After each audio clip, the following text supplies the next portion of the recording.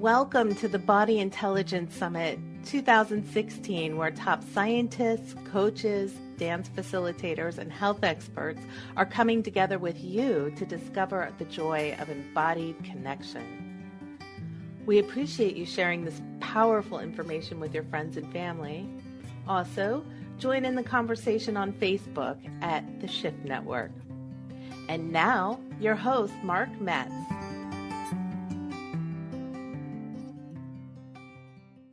Hello and welcome to another session of the Body Intelligence Summit. I'm your host, Mark Metz, and today's talk is with Randy Masters. He's known for his work in the sound healing field. He's an award-winning composer, musician, multi-instrumentalist, a teacher. He's on faculty at the Globe Sound Healing Institute in San Francisco, and a large part of their Sound Healing Summit they do there. He does private work.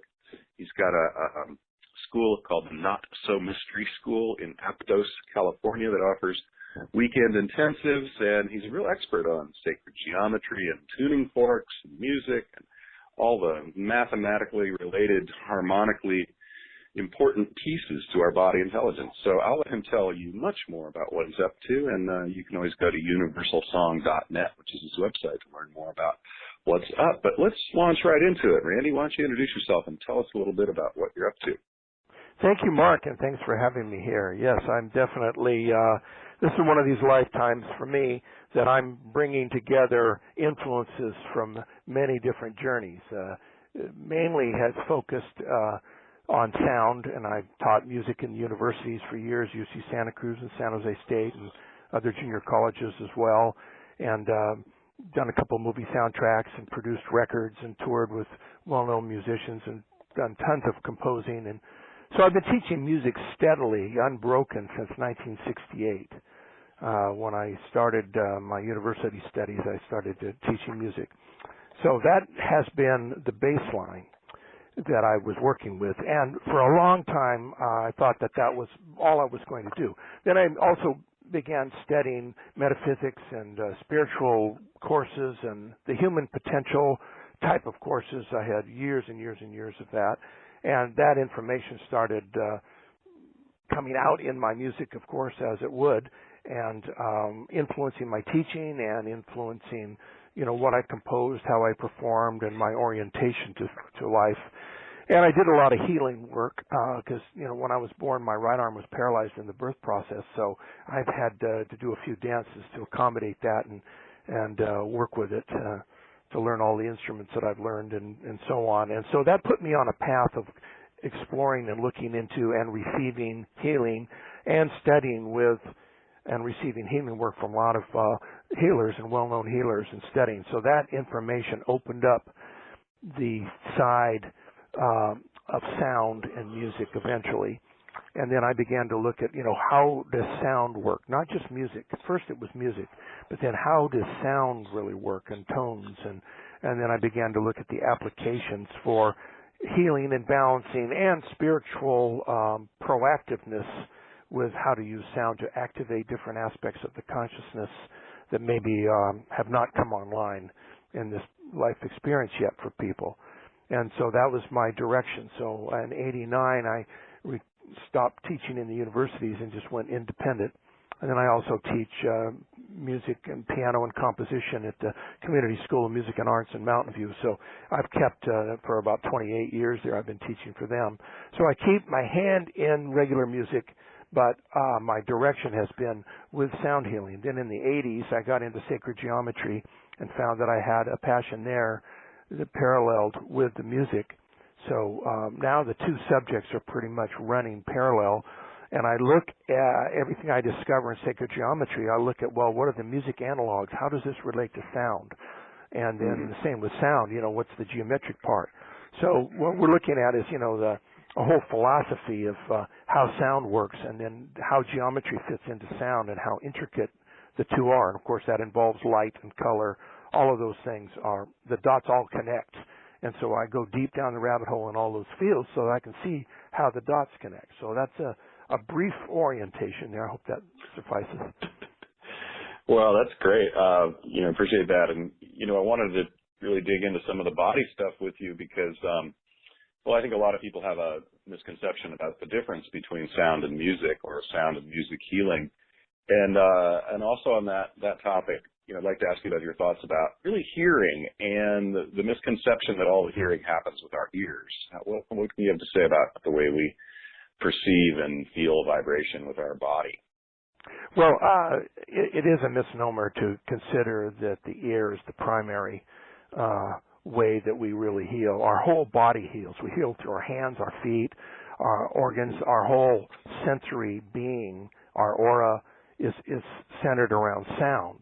As that's the first sense that develops, and usually the last one that goes when people are transitioning. So, basic philosophy and our thoughts on where I'm coming from with all of this is that the universe itself is composed out of sound, and then there's a lot of vibratory expressions. Color and light are vibratory expressions, but in the essence, it really the sound is when people say expressions like of sound, mind, and body. I mean, that's literal. That's really integral. And there's a lot of people who have been deaf or have had injuries to their hearing mechanisms and heard. And people who are quote unquote deaf by the normal science mainstream definition and could hear. Like, what was Beethoven doing when he was quote unquote deaf? And he would lay on the floor and feel the vibrations of a keyboard coming up through the floor. There's a lot of examples of this, and Pat Flanagan put together his neurophone based on bypassing the ears and working with bone conduction and so on to enable people to hear, and had some remarkable world-class breakthroughs with it. That's just an example of getting deeper into what is the nature of hearing. And then there's audible sounds, and that's what we're normally talking about in this conversation so far, and people would reference to that. But then there's inaudible sounds that we don't hear in the normal physical sense, but they're just as real and profound, and in some cases more profound because it gets into the nature of what's called the sound current, or the inaudible or audible sound current that flows through creation. And people in meditating, and when they're in certain states, altered states, or tuned in, tapped in, turned on to let's say a higher matrix of thought and receptivity, are able to hear sounds from the universe. And so, just like there are levels of sight that people have, where indigenous tribes have been noted to be able to see the moons of Jupiter, from the Earth without telescopes. So how do they do that? I mean, that'd be ridiculous to a lot of people, as the analog and sound of hearing things beyond our range in hearing, which is really limited for humans. 20 hertz to about 20,000 plus hertz is a limited perspective. There's lots of other creatures on Earth right here inhabiting with us that have a greater extension of hearing, just like animals that can smell for miles. It was the same way with hearing. So all these senses have super senses that go with it that people can tap into. And sometimes the healing processes open people up to those exceptional levels. And I'm saying exceptional from the point of view that in a more muted or dumbed down or less awakened or conditioned human condition, many of these senses have been shut down and or not developed at early stages, or told that they weren't real and were dismissed, when in fact that's just another reality that has not maybe been tapped into by the person. So part of sound and music healing offers pathways for opening up those realms. Yeah, I think in today's world, in the modern world over the last 40 or 50 years, increasing, of course, is the tendency for us to live in a more noisy, sort of audio abrasive environment, and we desensitize ourselves in some ways. Absolutely true. That's a wonderful term for it, audio abrasive, because it intrudes on the field and on the nervous system. And then when the nervous system says enough, it begins, for some people, shutting down and then blocking out sound so that it can deal with a certain amount of input that it deems capable of handling. Yeah, it's interesting what you said about the ear and, the common misperception that we really can only hear from 20 to 20,000 hertz. And of course, with digital music compression, they want to get rid of all the information that's above or below that spectrum because there's a belief that the ear doesn't hear it. But as you someone said a key word right there too, by the way, a key word, and that's information. Go ahead. That word information, is a key to it. With all healing and everything, it's about what the effects of the information, or not picking up information, or not processing information, or wrong information. And I see a lot of the healing is all about a new organization, a new way of contextualizing or presenting information that previously was not accessed or perceived. It may have been there, but it wasn't somehow noticed. And the healing process can all of a sudden bring that into a noticing or a noticeable perception. Yeah, exactly. I mean, that's one of our thoughts here with the body intelligence is that really when you raise the vibration of your body and you raise the vibration of your consciousness, you sharpen up or tune up your body, which really is a huge antenna or a sensory mechanism, or you cultivate higher sensitivity by raising your vibration, and therefore allow yourself to live in a higher state of mind. And one of the keys to that also is that, getting back to the nervous system comment, is that nervous system has to be able to say yes to the input and not feel that it's threatened by the input and then trying to block it in order to preserve the status quo or the particular state of the entity. And so that being able to say yes, in other words, what it presents in terms of healing as an inclusive orientation to life rather than one that excludes, but one that includes more. I mean, that's what I see with an enlightened being, would be one who would include pretty much anything that would happen. They could include it without judgment and be with it in a way of observing and observing and the truth of that, and then be able to have the benefits of not blocking whatever the rewards or gifts and perceptions would be by having a judgment in there. So that's one big part of the healing is the suspension of judgment. Yeah, exactly. Working on change the beliefs at the core DNA level so that they're in alignment with the information that's coming in. Exactly. Yeah. I see all of these areas as important. I mean, there's some people you could talk to about sound healing, and you probably get 90% of your content in the conversation about sound. But it's actually the way the whole unified field of it interacts and the dots connect, which is part of the real consciousness field that we're existing and swimming in, you might say. So when I talk about things like that, I mean them just as seriously as anything else that I talk about relative to sound and music. Yeah, because we live in a vibrational universe from all the way up to all the way down, and whether the vibrations manifest as matter or as consciousness or as sound or light, it really just all depends on the vibration, I suppose. Some really important things that were said in the Seth material. People find that interesting. It's fascinating. Like 8,000 pages or something of channel material. And see, within all of that, there are certain pages where he talks and addresses sound, and I've marked all those places and retrieved that information. And what he's talking about is, the being Seth, is that the thoughts have sound, and those thoughts manifest sound in our body. And that's the same thing that happens with musical instruments, or even taking the word musical out, some instrument that produces sound. I won't even put the extra aspect of saying musical, just something that gives off a tone, producing sound. And those sounds then trigger and produce inner sounds that we typically don't hear. But those inner sounds are doing the work.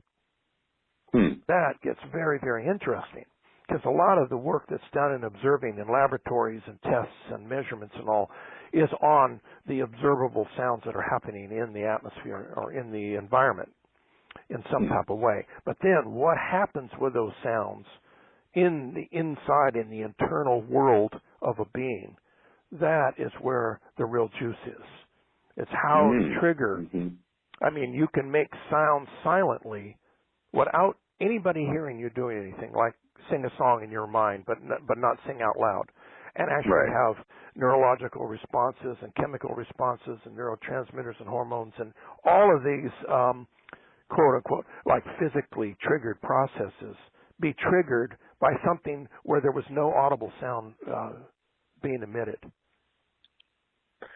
Fascinating how the mind works like that and the body together. I'll share a little experience I've had with sound that I found very interesting when we talked about the human ear and the level at which we can hear. Some of the records that I play or some of the older music that I have is recorded in the days when it was all only on analog tape and with no compression. And so it seems like the really high chimes and the very, very high notes of the instruments and the voices goes up way above 20,000 beyond where I can hear it.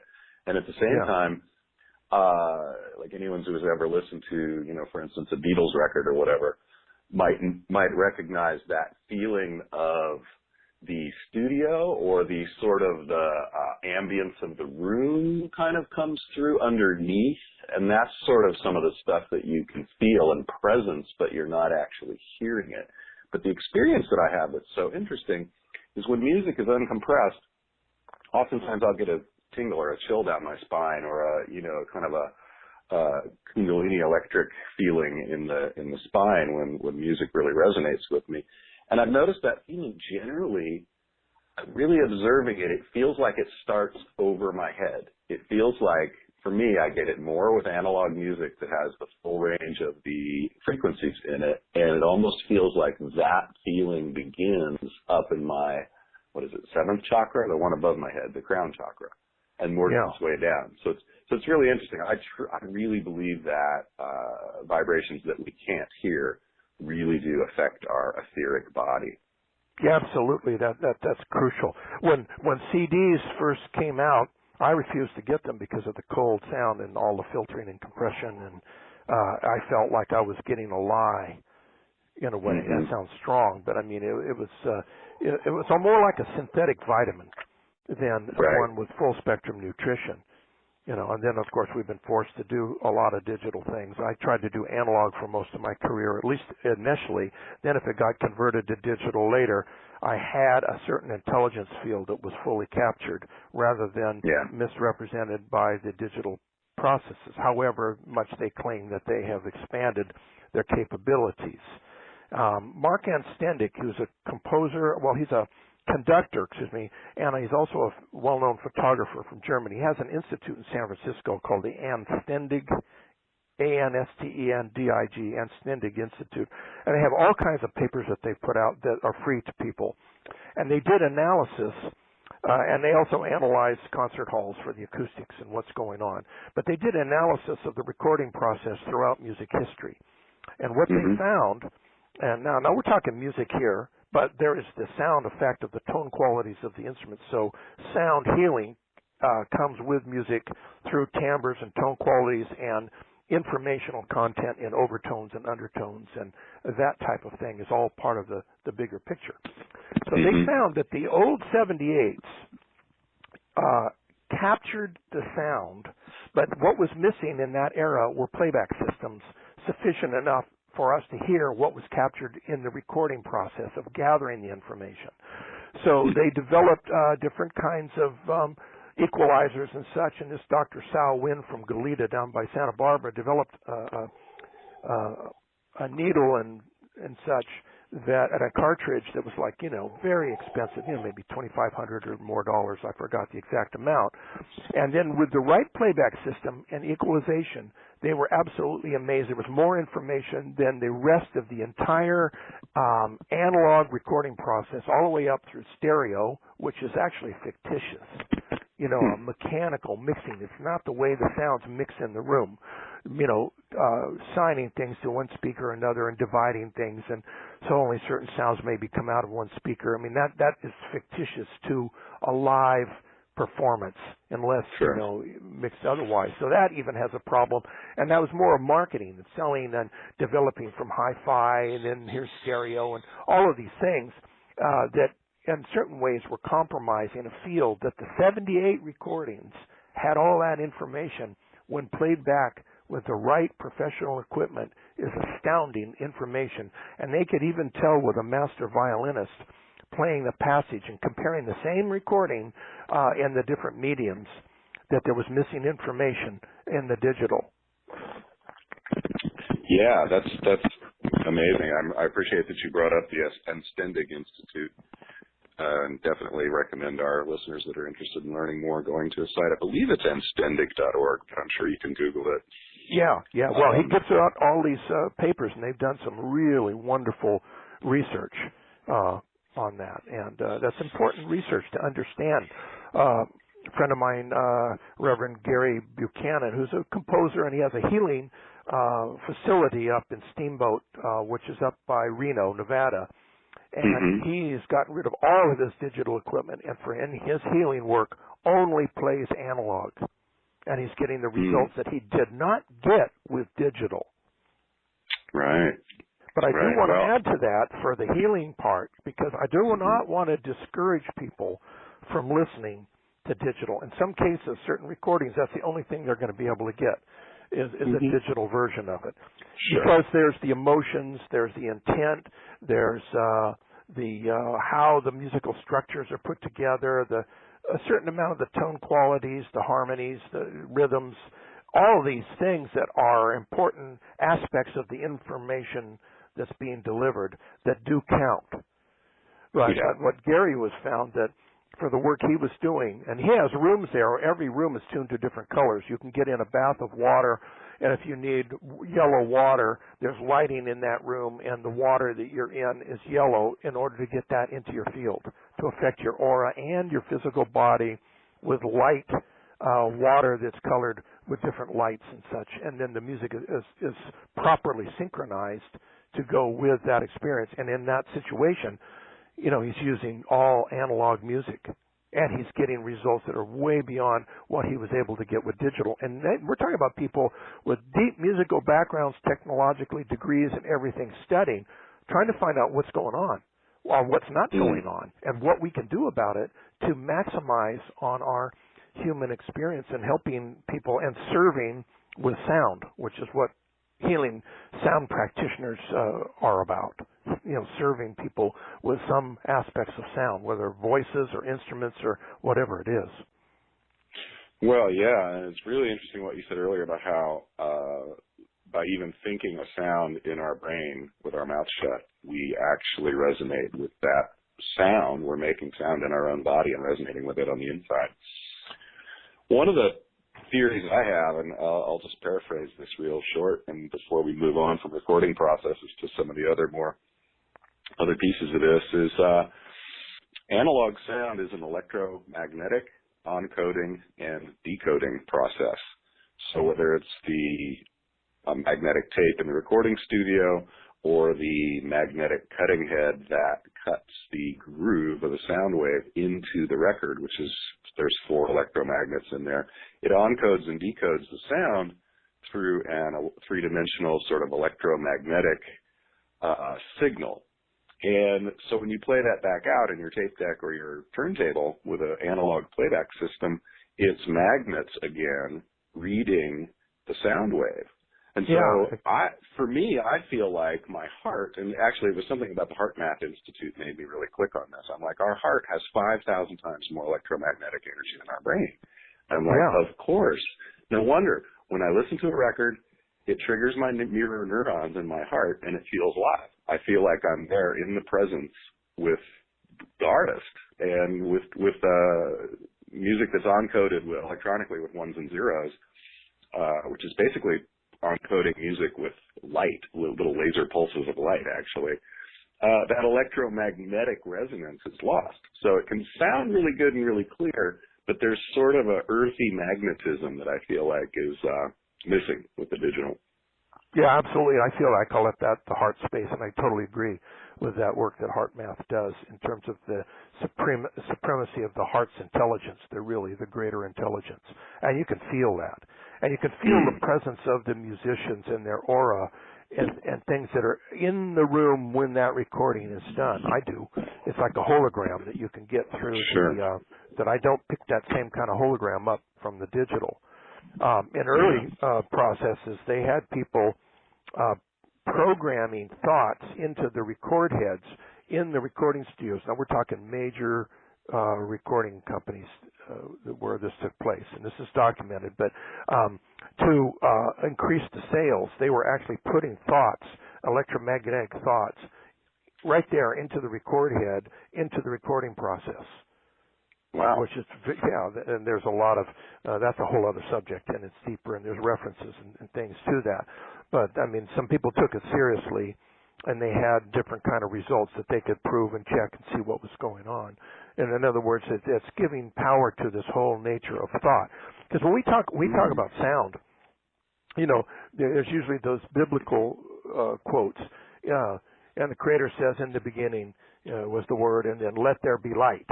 Okay, so when you look at that, take that apart, let there be light, you're sounding the light into reality, which is actually how I think that worked. However, what preceded saying that, or sounding that, let's say, was sound, was the thought. And so that the content and information is in the thought. So in the thought of the mind of the Creator, then speaking it, but like I said earlier, even not even having to speak, just having that thought, that reality gets launched. Okay, then we get light. Now, once we have light, the two work together, and they're not the same thing. And I'm always looking at the relationships between light and doing research on light and converting it to sound and going back and forth, because I believe those two aspects of the vibratory reality need to work together, sound and light. And what John Reed is proving with the cymatics, which is the science of, affecting form with sound and changing form with sound, which is very profound. It can also be pronounced kymatics. Both are correct. Anyway, that they absolutely know that sound is not sine wave as the way it's been presented in science. It's a spherical phenomenon. And they photograph it, and the cymatic images are showing that, and the torus effect and the vortexes in the sound. I'm working with people who built those cymatic machines, and we're doing some research with water and other things, looking at the sound bubble, not a sine wave, because the sine wave is almost like digital. It does not represent the full information. It's spherical. It's more than three-dimensional, in fact. It's omnidimensional and spherical. Toroidal, spheroidal, that type of a thing for the sound bubble. And we're surrounded by that sound bubble. And that's affecting our consciousness all the way around us, even if we're right in front of an instrument that's pointed at us and the sound is somehow being directed to us like a speaker. That sound is all around us, and that's part of the effect, because sometimes the sounds that come in from behind us have a very big impact on our consciousness. Yeah, one of the things I think in some of the unstended stuff that I read, he points out that sound is the hearing and sound are it's the primary sense. It's of our five senses, sound is at the top of the hierarchy, because any other thing you experience with any other sense is colored by what you're hearing, and not the other way around. So if that makes sense, it's like if what you're hearing when you watch a movie has a huge effect on how you feel about it. Absolutely. And it's interesting being in a world, and this has created some of the dis-ease and out of balance conditions in the world, being primarily visually oriented, because people don't. Yeah, I totally see that nowadays, and especially in our modern gadget-centric environment, people are extremely eye-oriented. Look at the screen, take the picture, send the picture, and meanwhile, the quality of sound that people are experiencing in a day-to-day life. Well, don't get me started about listening to music on earbuds, but exactly. Well, as that technology has progressed in certain areas, it's diminished, and that diminished effect does have an effect on the biosystem, on the aura, on what's called the supra-physical body, which is our etheric duplicate of our physical body. And there are lots of information is stored in the supra, S-U-P-R-A, the superphysical body. And so a lot of the work that I do with tuning forks and sound instruments that I have made for, say, sound attunement, I don't have to say the word healing. That gets into different political things a lot. So let's say attunements and such has to do with the way the sounds affect the information in the field that that person is living in. And when you can shift that informational field, then that can trickle down or settle down or penetrate the physical body and can have impacts. If you take certain kinds of instruction sets of information out of the superphysical body, it's not going to broadcast to the physical body for an eventual manifestation. Right. Because that instruction set is not in place reinforcing a particular reality to keep showing up, because it's obeying a higher matrix of thought. That higher matrix of thought is in that superphysical field and other dimensions outside the physical body where things are very dense, but they're getting instructions from a higher field. And so quality music, quality in sound healing is important. To listen to a beautiful tone of any kind of a sound instrument, including rocks, or metal, pieces of metal, seashells, anything that gives off a sound. The tone quality itself can have a tremendous healing quality because there's truth in it that has not been sacrificed, like having syrup poured over it or something. So that there's a truth, and that truth leads into beauty, and that takes us into worlds where healing happens at an aesthetic level, where beauty itself and the presence of beauty is a healing force. You listen to any outstanding musicians with a beautiful tone in their voice or instruments they play, and something happens in the presence of that beauty and what it took to achieve that beauty and what it accesses and what it communicates that's not there typically in lesser tones, although there is soulful expression and there's the thought of the performer and the whole emotional command of what somebody may be playing, even if you don't particularly like the tone. Somebody might not like certain electric guitar tones. Not everybody's going to like it, but the expression can be profound. But also there can be tonal content that's so beautiful that, people feel like they're in the presence of something sublime. And when that takes place, we're accessing a higher presence than the conditioned reality presence. Yeah. And what would you say to people, what would you recommend for bringing this kind of field of resonance into your day-to-day life? What could you tell the average listener who's curious about this and wants to start bringing some of these tools for attunement, let's say, and some of this work into their life? Let's hear about that. Well, one thing is learning to listen, and also another key word is discernment, and being responsible for the choices of what one subjects themselves to as much as possible, and then also lessening the resistance when assaulted with particular sounds that you might not be able to do anything about, like you're sitting in an intersection and a loud motorcycle comes up and it's just shaking the bolts loose in the car.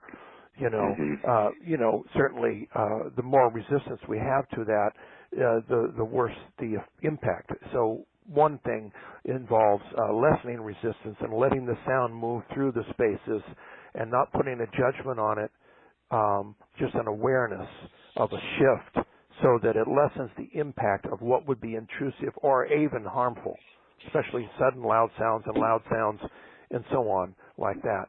Now, one of the things that I like to quote as far as listening, in the book Mutant Message from Down Under, this English woman is on a walkabout with Australian Aborigines, and she's talking to one of the elder women in the tribe who doesn't speak any English. And so this English person is telling her story in English, and the indigenous elder is getting it because of how they listen. They don't actually have to speak the language. They know exactly what's being said because of the field that they go into. And then there were healings, as I understood or recall, from the English person telling the story. So what that reminds me of is the ability to listen, and I often give an analogy like listen like a guardian angel might listen. Now, they're not listening with judgment. They're listening in such a way that you might only need to tell that story once. You don't have to keep repeating the story. And that's also part of the healing, is to let go of the stories that we carry around and insist on that helps certain manifestations persist because the story is keeping it in place. So Sure. if you can not tell the story more than 3 times and give it up, that's often helpful. But the idea of from the listener, learning to listen to somebody so deeply that they transform because of how you listen. So that's something I want all my students and people to work on till they can master or get a greater mastery of their ability to listen. Not just sit there and it seems like they're listening, they're present, but really not. How are they listening? Are they listening with judgments? Do they have so much noise that they're generating that they're not really hearing what the person is saying, or hearing underneath what the person is saying, what they're really saying, or hear what their subconscious is saying behind their words that may be 180 degrees from what they're talking about.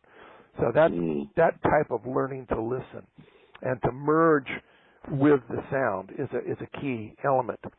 As far as in meditation, a lot of the famous gurus in history, when they finally discovered sound in their journey, I mean, the real profound nature of sound, they came to call it the sound current.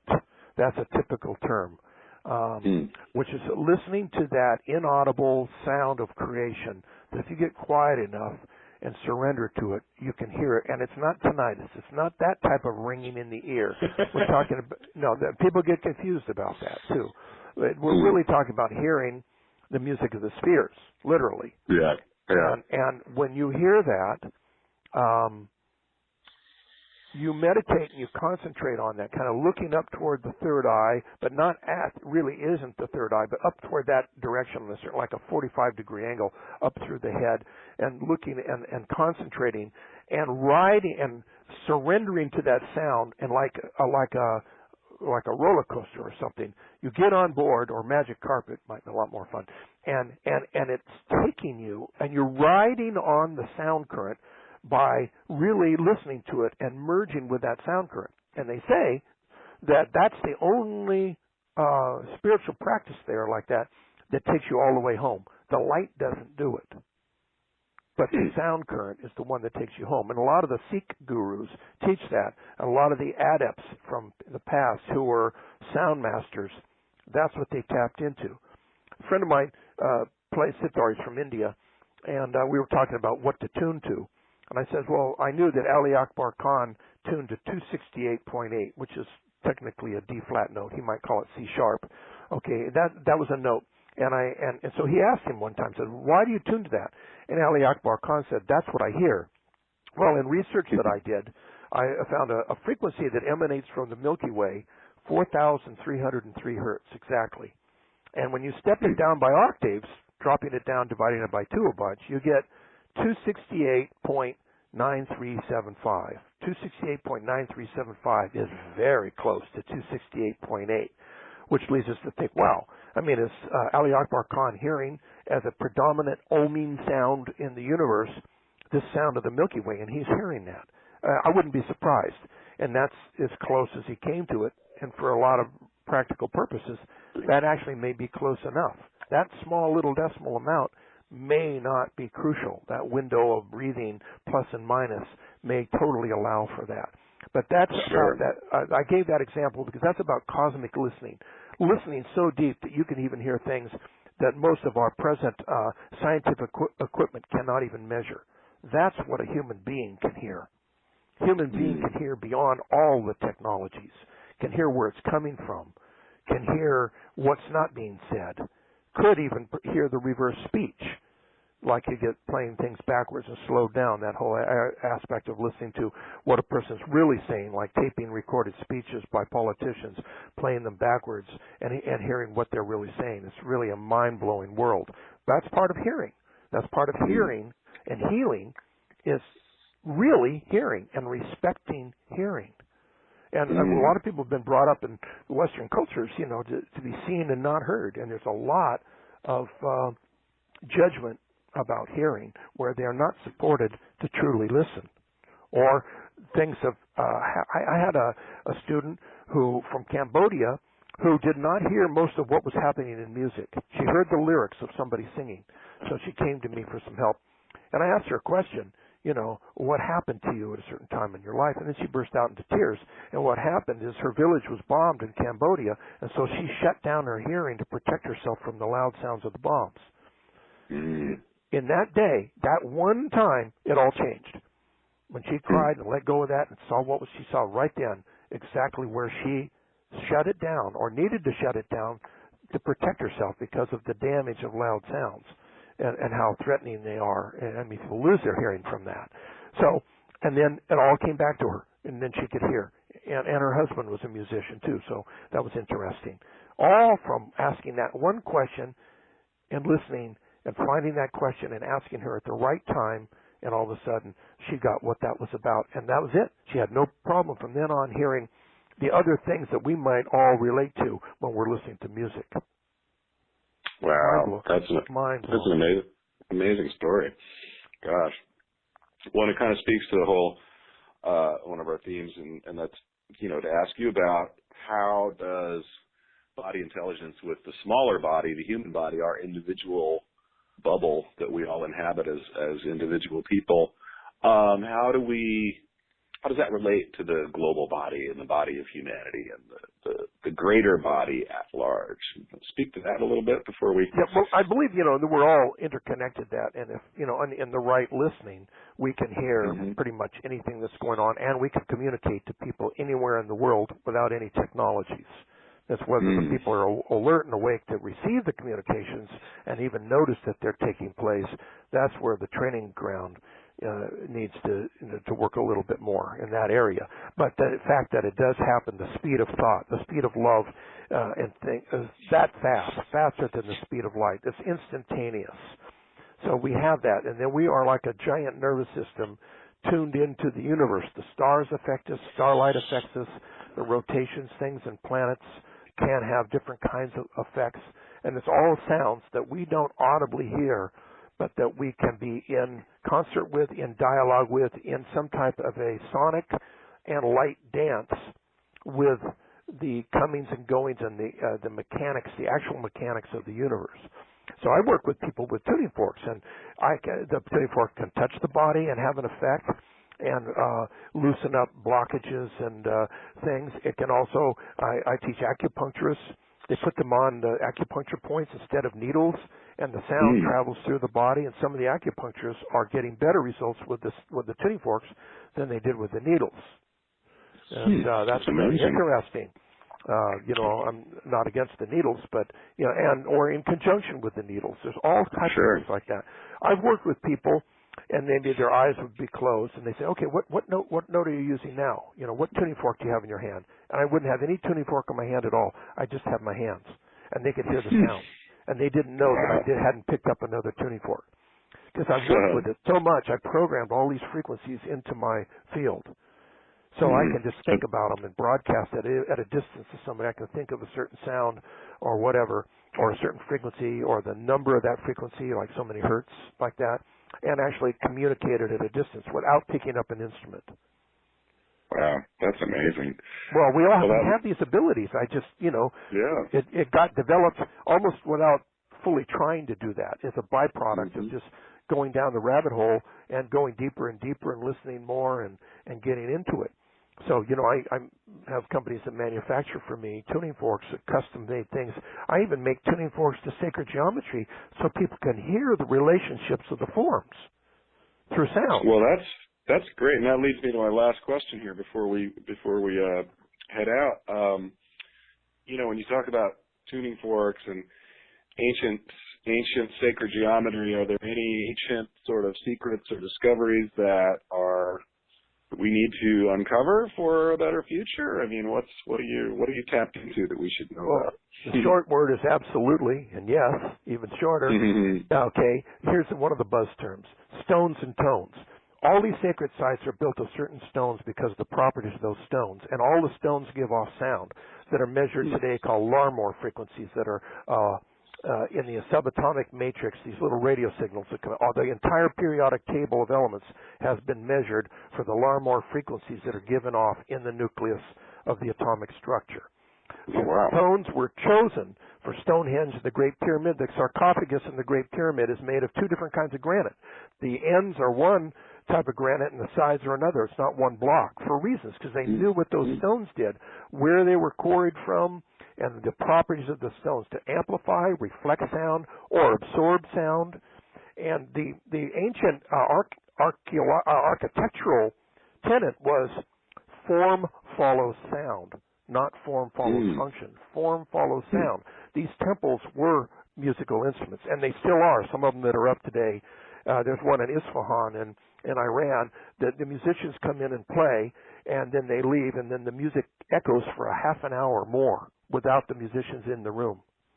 Wow. And they knew how to do that. We're talking about acoustic knowledge that's way beyond the current level of acoustic design for buildings for the most part, and the state of the art in the world now has not even caught up to the ancient world. They knew how to light buildings with sound, how to actually light up the building with sound. And there's knowledge about this type of thing. How to create light in water with a certain sound frequency in that it's like a phosphorescence look. It creates just a little electric blue-white bubble like a thermonuclear explosion, all created with sound. So that is huge. And how they're aligned, including the sound frequencies from different star systems, where it is, the type of materials, and where the instruments play. And the hieroglyphs on the walls, like in the Egyptian temples, are waveguides. And if you went into those rooms and sanded all of the hieroglyphs off the wall, you'd have a different sound effect in that room than the sound effect with the hieroglyphs engraved either bas relief or into the wall. There's two different ways of doing the hieroglyphs that way, other than painting. I'm not talking about painting. I'm talking about, the engraving way that guides the sound to behave in a different manner. They knew, and they had rooms tuned to all the different kinds of chakras and other things to go into that room, and same in the Mayan temples, a huge knowledge of sound, and sound that will open doors and things because of the right frequencies. That ancient world was phenomenal compared to the state of the art in the world today. In the bottom of the staff that the Egyptians carried around, the staff, there were tuning forks on the bottoms of some of those. You can see pictures of them. Yeah, a great big tuning fork. And they could tap that on the ground, send a frequency through the rod. It's typically made of lodestone or other material.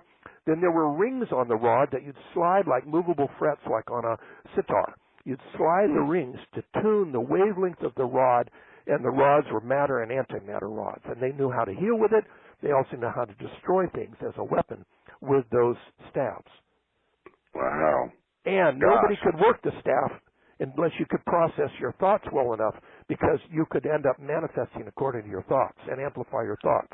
So you had to have mastery of your thoughts. Otherwise, they wouldn't let you even pick up or touch one of those instruments because of the volatility of having errant thoughts that could go off and be amplified. So this is this kind of stuff. And sounds like our species has a lot to learn. Humanity's got a lot to learn, and I'm glad you're out there on the forefront of it. Learning, discovering, and bringing some of this knowledge back from the ancients and into the future. Yeah, the musical archaeology is phenomenal. There's gongs in China. They're 3,000 years old, and they knew how to cast the gong with the perfect frequency when the gong was cast. They didn't take a bunch of monks with files and send them to the room and say, don't come out till you get the right frequency. They knew how to cast the gong with complex metals that were all processed using celestial things and burying the metal in the ground and everything, and how you hammer the thoughts into it. The whole scene, same with Tibetan bowls and bells, the real authentic ones. And today, none of the gong companies can improve that I'm aware of on any of those 3,000-year-old Chinese gongs. Gosh. Well, it's an amazing world we live in, and it's just it all points to our bodies being the sensor for the body intelligence, and that's what we're all about. And I'm really glad to have had you here today. We're running out of time. I want to give you a last minute here to make sure our listeners know your website, know how to find you. Tell us a little bit about your offerings or things that you might have that you want to know our listeners to know about, and let's make sure they connect. Well, you can contact my website is universalsong.net. I don't have all the prices, and I don't even have all the things I make. It's too much to keep up with. So I have people contact me, either email or my phone number's on there, to order things, because I have all these things custom made. I make sacred geometry jewelry, and I have all kinds of crystals and tools and things, not all of which are even fully up on the website yet at this point. But there's a lot there. And so they can contact me that way, and can call and get on my mailing list for private courses and things that I don't advertise, because I have a more of a controlled audience for the private workshops. But they can reach the Globe Institute in San Francisco, soundhealingcenter.com, and I'm teaching classes up there regularly. We have full programs, and I'm teaching music at the Community School of Music and Arts in Mountain View, where I teach composition and piano and music theory and things like that. So I keep really, really busy in the sonic field and in the geometry field, and so people can reach me very easily through the website and emailing me.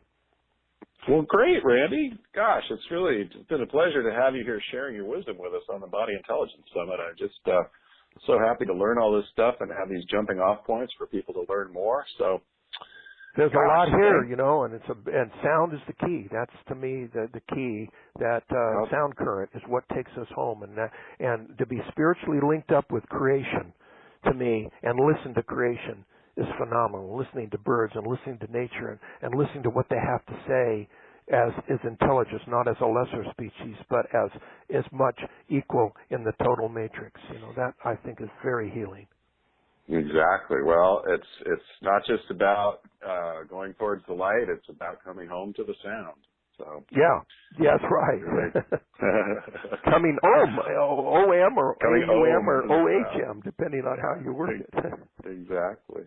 Well, great, Randy. This has just been a really great talk, and I look forward to connecting with you again soon. And thank you very much for appearing with us here on the Body Intelligence Summit.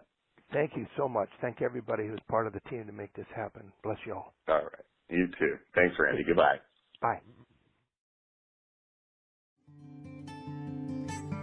Thank you for joining us for the Body Intelligence Summit, brought to you by the Shift Network.